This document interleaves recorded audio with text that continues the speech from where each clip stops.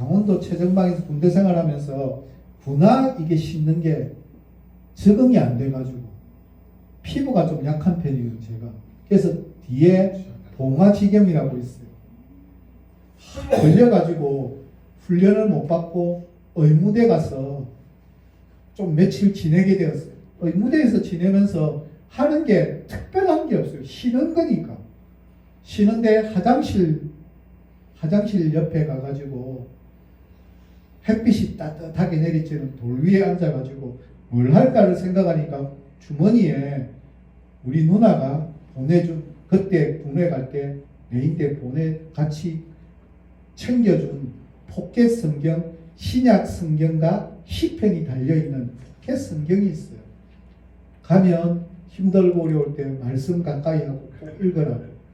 그래서 포켓 성경을 꺼내가지고 햇빛 드는 따뜻한 데 앉아가지고 성경을 마태복음부터 막 읽다가 에베소서 2장 1절부터 10절까지 말씀을 보다가 엉엉 울기 시작했어요. 에베소서 2장 1절부터 10절까지 이야기는 인간의 과거와 현재와 미래에 대한 이야기로 가득 차 있어요. 과거에 어떤 존재인지, 그런데 그런 나가 예수 그리스도를 만나서 어떻게 되었는지, 그래서 앞으로 어떻게 되어야 될 건지에 대한 이야기로 가득 차 있는 거예요. 그래서 저는 이때까지 에베소서 2장 1절부터 10절까지를 설교 못하는 이유 중에 한 개가 그때 그게 자꾸 너무 많이 떠올라가 도저히 설교를 못할 만큼 그래요. 그때 그렇게 엉엉 울었던, 감격에 겨워서 내가 구원받는 게 뭔지를 깨닫고 난 이후에 어떻게 했어요? 의무대에서 대신하자 말자. 바로 그 다음 주부터 제가 있던 부대는 따로 떨어져 있어서 대대까지 오는데 너무 멀리 걸어가야 돼요. 그래서 부대에서 교회를 아무도 안 가려고 해요. 너무 많이 걸어가야 되니까. 대대까지 교회를. 그래서 아무도 안 가는데 제가 자원했죠. 군대 교회 가고 싶다. 이등병 때부터. 근데 군대 가는 걸 고참들이 싫어해요.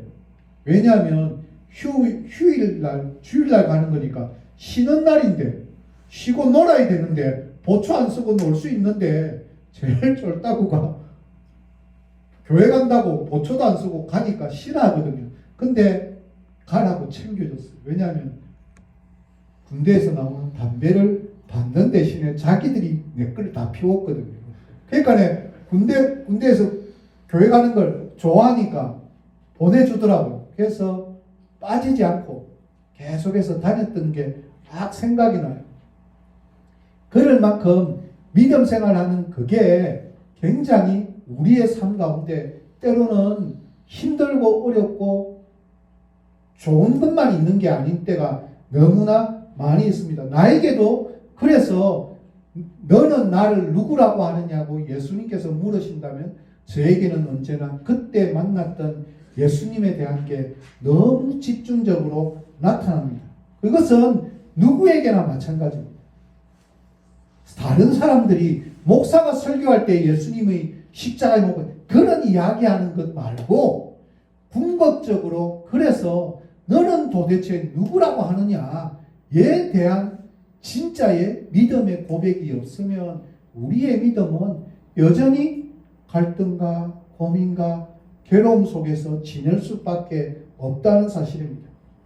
이 사실에 대해서 너희는 나를 누구라고 하느냐라고 물었을 때 너는 나와 어떤 관계에 있느냐고 예수님께서 물으시는 내용입니다. 너는 나를 믿는다고 하는데 과연 나를 어떤 사람으로 믿고 있고 알고 있고 그래서 너는 어떻게 살아가고 있느냐에 대한 이야기를 예수님께서는 물으셨습니다. 이때 베드로의 고백이 무엇입니까? 주는 그리스도시니이다. 마태복음은 또 다르게 이야기하죠. 마태복음 뭐라고 이야기하면 주는 그리스도시요 살아계신 하나님의 아들이십니다. 이게 진짜일까요? 주는 그리스도이십니다 라고만 고백했을까요?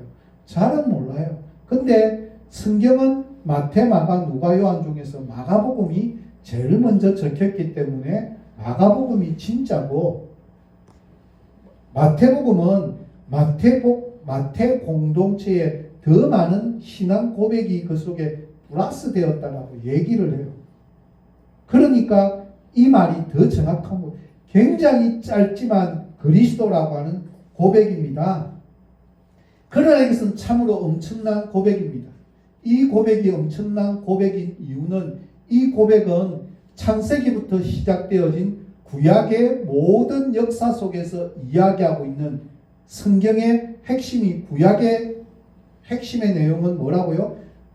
오실 그리스도, 오실 메시아에 대한 이야기. 신약은 뭐예요? 오신 예수 그리스도에 대한 이야기, 오신 메시아에 대한 이야기. 그러니까 창세기 3장 15절 말씀해 보면 그것을 원시 복음이라고 이야기하는데 첫 번째 복음이거든요.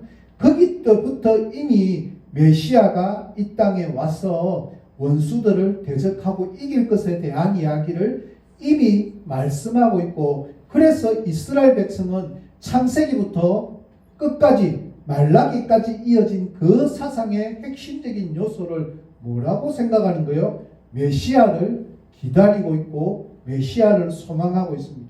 그 메시아에 대한 이야기가 다니엘서에는 메시아라고 구체적으로 등장하지만 기다리고 소망하고 있는 모든 이야기가 담겨져 있는 이야기가 구약 성경의 핵심입니다.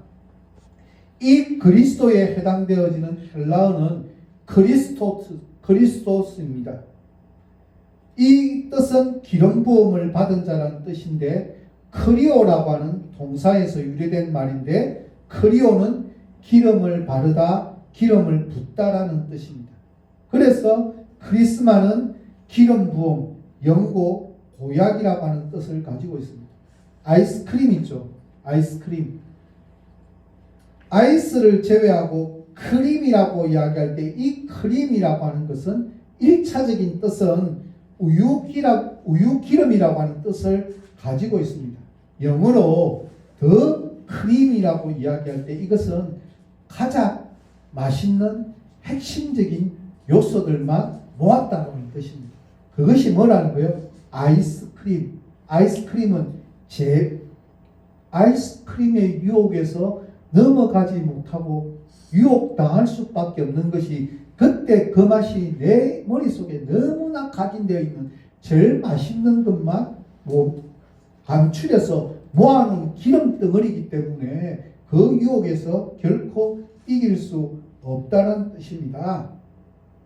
한마디로 그렇기 때문에 구약에서는 가장 좋은 액기스인 기름을 부음으로써 가장 중요한 의식들을 행했습니다.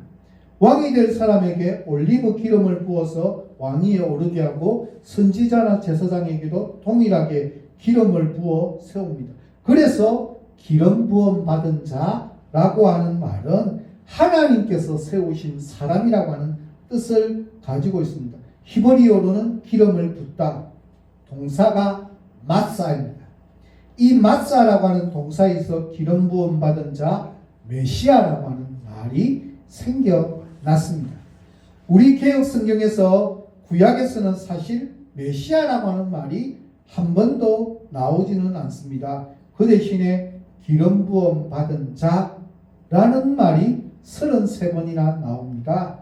하나님이 세우신 왕이나 선지자, 제사장, 대제사장 또는 하나님이 특별히 보호하시는 주의 일꾼들을 가리키는 용어로 쓰였습니다.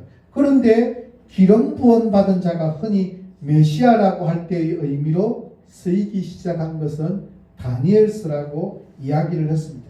여기에 기초하여서 세상을 구원할 메시아를 기다리는 메시아 사상이 이스라엘 백성들 누구에게나 가지고 있는 사상이었습니다. 그랬던 그것이 본문에서 베드로는 하나님이 오랜 역사를 통해서 보내주기로 약속하신 이 기름 부음을 받은 자, 바로 그 메시아가 예수라고 고백하는 내용입니다. 그러니까 예수께서 이스라엘 백성과 온 인류가 기다려왔던 바로 그분이다.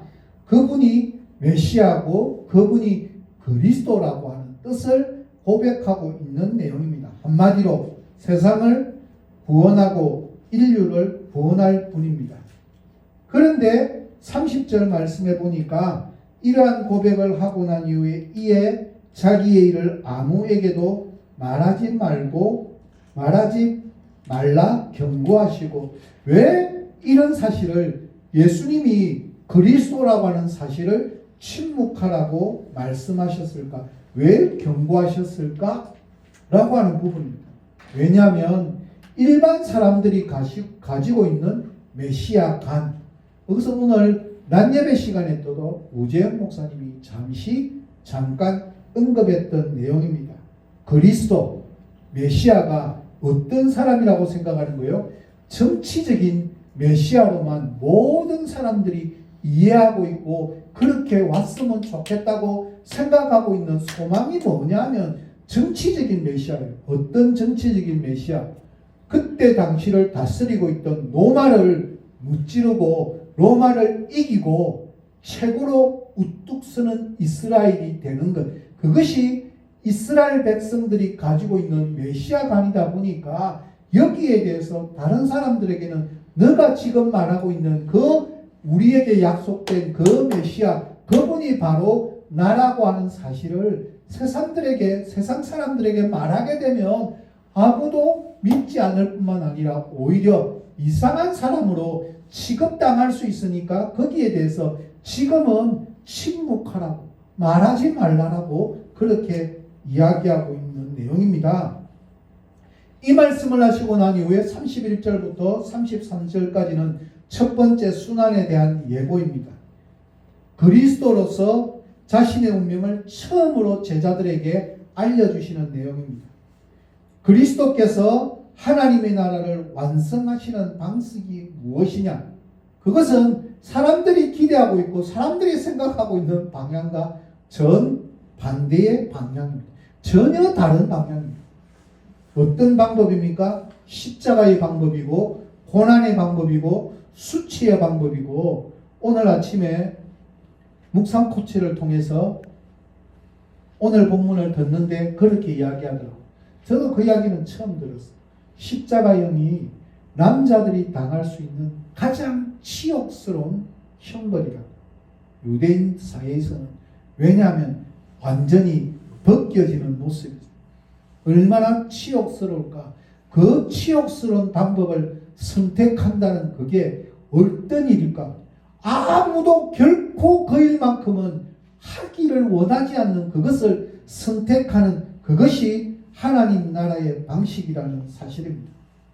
예수님은 자신이 얼마 후에 고난을 받고 종교 지도자들에게 버림받아서 죽고 사흘 만에 살아날 것에 대해서 가르치고 계시는 내용이 31절부터 33절까지예요. 31절에 이야기를 하자마자 32절은 베드로의 반응입니다. 뭐라고 이야기합니까? 예수를 붙들고 황변했다라고 이야기하고 있습니다. 항의하며 뭐에? 대들었다는 것입니다. 왜 그렇게 하느냐고. 도대체 그렇게 해야 되는 이유가 뭐냐고. 왜 이럴까요? 베드로가 왜 이럴까요?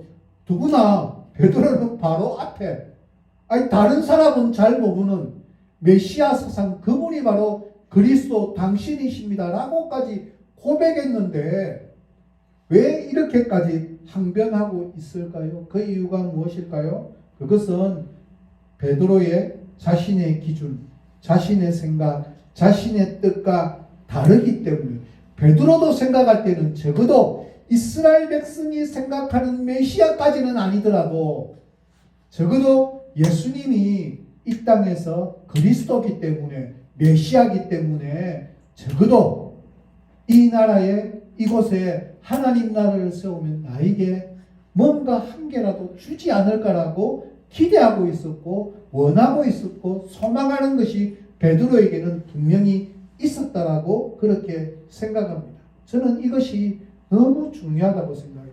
성경에서 말하고 있는 죄가 뭘까? 성서에서 말하고 있는 죄란 인간의 자기 중심성입니다. 바른 해결한 것은 무엇일까? 자기에 대한 관심에서 하나님을 향한 관심으로 방향을 전환하는 것이 바른 해결입니다. 인간이라면 누구든지 다 가지고 있는 마음은 철저하게 자기중심적이고 이기적이고요. 자기에게 손해되는 일을 하는 것을 결코 원하지 않고 주저주저 할 수밖에 없는 연약한 인간이 가지고 있는 인간성의 본성입니다. 그러기에 베드로도 적어도 믿음의 고백에 입술은 그렇게 했을지 모르겠지만 실제로는 그의 마음속에 한가닥 그래도 뭔가 기대하고 원하는 것이 있지 않았을까. 그래서 예수님에게까지 항변하고 있는 모습입니다. 여기에 대해서 예수님의 반응은 너무나 단호합니다. 사탄아 내 뒤로 물러가라고 34절 33절 말씀에서 이야기하고 있습니다. 베드로의 생각과 의견이 예수님의 하나님 나라에 대해서는 반대되는 것이기 때문입니다. 지금 베드로의 생각과 태도는 하나님 나라의 일이 아니라 사람의 일을 하고 있습니다. 하나님의 일이 뭘까? 너무나 분명합니다. 하나님의 기준, 하나님의 뜻, 하나님의 원리, 하나님의 생각입니다. 세상의 원리는 무엇일까? 사람의 일은 무엇일까? 나의 기준, 나의 뜻, 나의 생각, 나의 수없이 많은 원리들, 그것이 사람의 일입니다.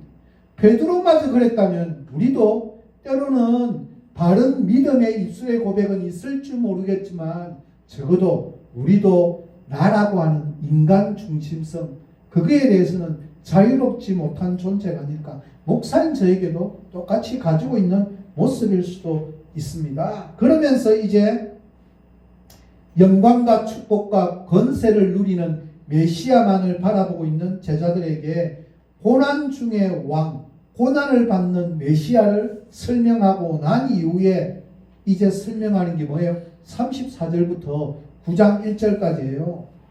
여기에 대전제는 무엇입니까? 누구든지. 대전제는 누구든지입니다. 주님을 따르기를 원하면 누구든지 다 적어도 이 원리만큼은 철저하게 바르게 지켜야 된다는 거예요. 그 말은 목사인 나도 우리 모두는 여기에서 결코 자유로울 수 없는 사람들입니다. 우리 모두는 반드시 우리의 믿음은 이러한 믿음으로 나아가야 된다고 이야기하고 있는 내용이 34절부터 9장 1절까지입니다. 주님을 따르기 위한 절대적인 조건 두 가지가 뭐라고 이야기합니까? 너무나 간단합니다. 앞에서 했던 이야기, 그 이야기를 다시 설명하고 있는 거예요. 그 원리가 무엇입니까? 첫째는 자기를 부인하라고 이야기합니다. 인간은 극히 자기중심적이고 이기적이라고 이야기했습니다. 비겁한 순간이 되면 나를 위하여서는 다른 사람을 능히 어떻게 해롭게 할 수 있는 존재가 인간이 가지고 있는 본성입니다. 자기중심적이고 극히 이기적인 인간 본성에서 나오는 생각들과 계획들, 만약 본성대로 자기 하고 싶은 대로 자기 기분대로 이 세상이 움직인다면 어떻게 될까? 잠깐이라도 생각만 해도 너무너무 끔찍하지 않습니까? 도대체 어떤 생각이겠습니까? 디모데후서 3장 1절부터 5절까지 말씀 우리 한번 찾아서 한번 읽어볼까요? 디모데후서 3장 1절부터 5절까지입니다.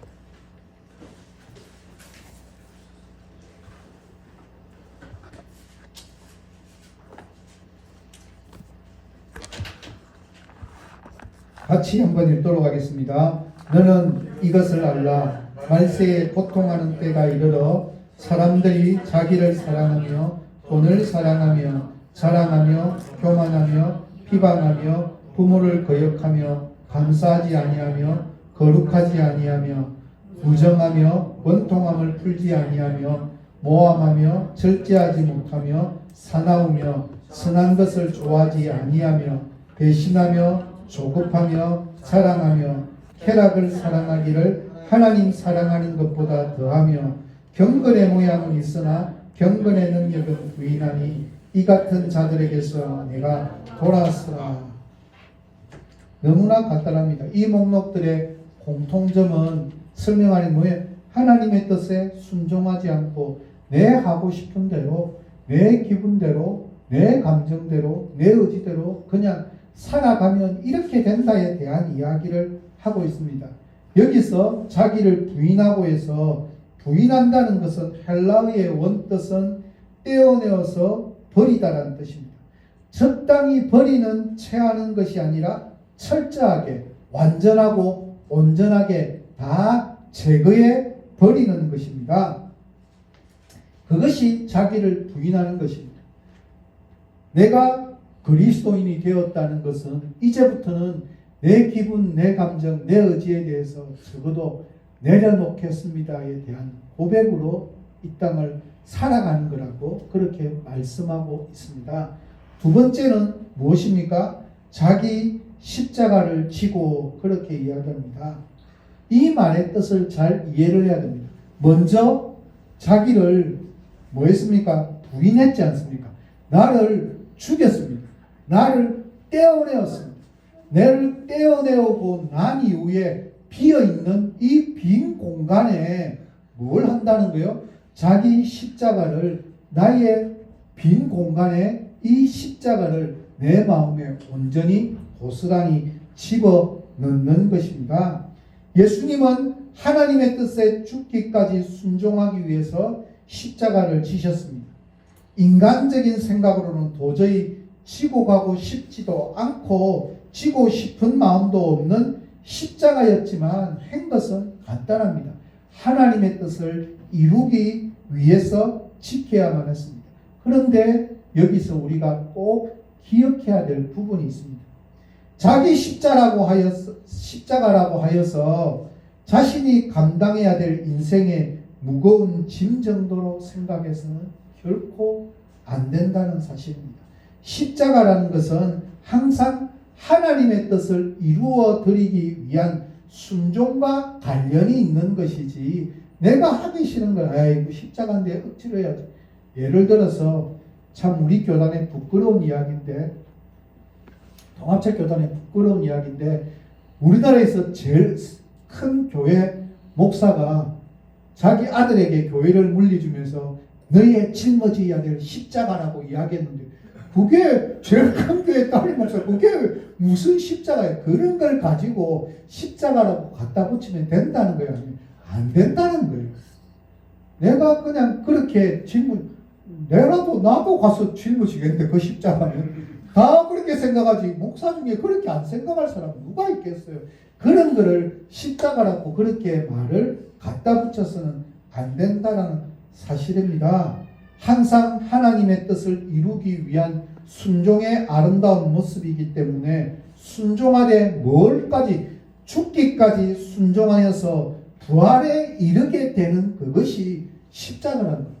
포기했는데 다 내려놓았는데 결과는 너무나 아름다운 큰 것으로 다가온 그것이 예수님의 지신 십자가였어요. 사람들에게 손가락질 받고 다 그랬는데 끝내는 죽음 이후에 부활해서 하늘의 가장 높은 곳으로 우뚝 앉혀주시는 특별한 은혜가 있는 그것은 이 땅 속에서는 십자가일 수 있지만 고통일 수 있지만 하나님의 뜻을 이루기 위한 것은 너무나 아름다운 은혜의 결과들이 우리에게 주어짐을 우리는 결코 잊지 말아야만 합니다. 저는 오늘 본문을 보면서 큐티 책에서는 이렇게 이야기합니다.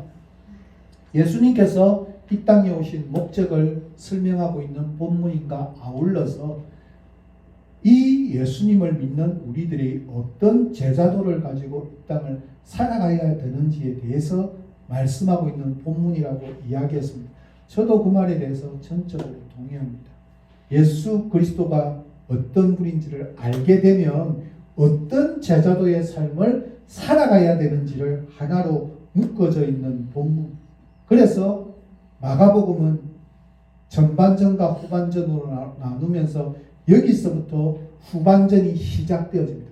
진짜 예수님의 십자가의 길을 이야기하기 위한 첫 번째 메시지의 본문이 오늘 본문임을 기억하고 사순절 기간에 특별히 너무나 적합한 말씀이 아니었나 생각해 봅니다. 우리도 살아가는 삶 가운데 내가 정말 예수 그리스도가 나와 도대체 무슨 상관이 있는지 그래서 내 믿음이 입술로 드려지는 고백이 아니라 나의 살아가는 삶 가운데 어떤 삶으로 살아가고 있는지를 깨닫고, 그래서 정말 주는 그리스도라고 고백했던 그 고백이, 메시아라고 고백했던 그 고백이 우리의 삶의 고백이 되어짐으로 말미암아서 주님께서 내 인생을 책임져 주시면 어떻게 나를 이끌어 주실지에 대한 기대와 소망도 아울러서 가지기를 원합니다. 그것이 고난이라 할지라도 고난 뒤에 감추어져 있는 큰 영광의 마지막 소망이 우리 그리스도인들이 가져야 될 참된 소망입니다. 그러기 위해서는 우리 각자 우리 자신을 부인하고 우리의 십자가를 기쁘게 침으로 말미암아서 하나님 나라의 귀한 일꾼들로 우리 모두가 살아가는 귀하고 복된 우리의 남은 생애가 되시기를 예수 그리스도의 이름으로 간절히 부탁드립니다. 이 시간 기도하도록 하겠습니다.